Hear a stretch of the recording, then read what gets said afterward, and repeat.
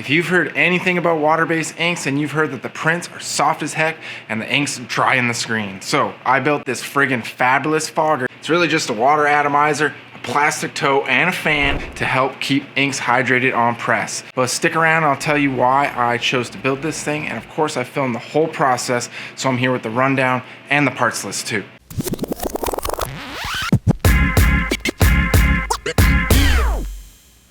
If you don't know me yet, my name is Corey and I run a screen print shop in Canada, and I'm obsessed with finding safer, simpler, faster ways to produce the best quality custom apparel.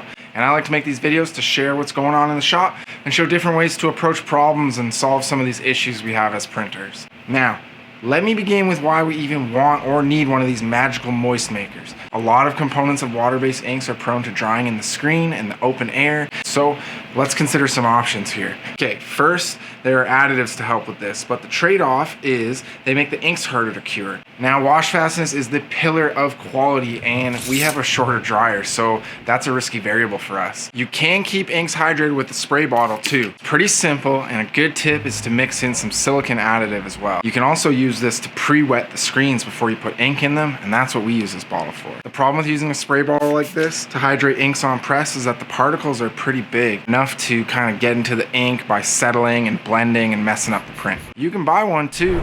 There are units like the Auto Fogger from M&R. It'll apparently give that nice rich fog and is obviously the best way to go here, but way out of my budget. Every shop is so different though, and in Winnipeg our winters are extremely dry for months at a time. So we can use the fogger to increase humidity around the screens instead of trying to control the entire shop, buy an expensive unit, or worry about additives. But first we gotta build the damn thing, don't we? Or do we? The first thing we tried is one of these cheapo units off Amazon.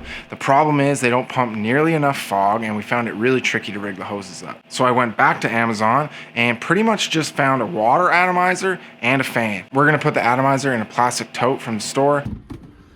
What do you think, buddy? Can you hold that for me? And we'll get the whole thing done on the cheap in just a few days. Ordering the parts was super easy. I got a link in the description for every single thing. You're gonna be looking for a water atomizer. And there are some that come with power supplies and some that come without, so definitely watch for that. The first step is I went to the store to get a box. I figured I can get the bones of this thing together while waiting for all those other parts to come in. We're gonna be moving this thing around the press a little bit, so I put it on this old dolly cart thing that we had, and I mounted a solid spot on the back for the power bar. This should also help keep it away from any potential splashing when filling it up. And of course, had to paint it gold. Now I gotta skip ahead a bit here and say that the first fan I bought was way too big. It doesn't take much air movement to push the fog out, so the extra power created too much pressure in the box and fog was leaking like crazy. A smaller fan is more than enough to get the fog where you want it to go, so a quick rip back to the store for another box. I cut a hole for a proper size fan, and I got a different style box too that seemed to have a tighter lid. And I'm glad I used hot glue because I ended up replacing the fan here in the video with a waterproof one that's slightly larger. Same idea though. So once I got the proper fan in there, it was testing time, and check this footage out. We have way less leaking, but the fog wasn't as dense as I anticipated. So the other thing I would highly recommend is the floater. I went back later to buy this after trying to make one of them, and the density of the fog is just so much better when it's floating at the perfect spot. And shelling out for the floater was way simpler than figuring out how to build it on my own. Okay, next step was to make a better mount for the outlet pipe and seal it up better. After those couple tests, I decided to go with a 3-inch outlet as well, thinking this will help with some of the pressure buildup and the fog leaking somehow. I wanted my outlet to be pretty sturdy in there, and this is what I came up with. Still super sketchy, I know, but with a little piece of wood and some plumbing fitting wedged in it, I was able to get this thing started. I got that power supply mounted on the back and a circuit breaker for the cord that runs this contraption. These are super important. It's in the list in the description below. I highly recommend you get it.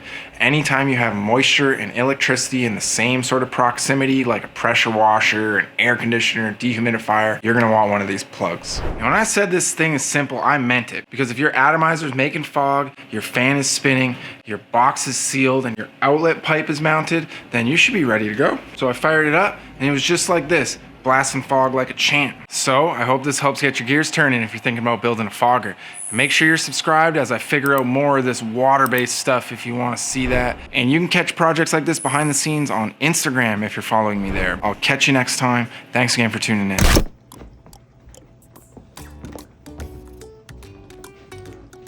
The bald man.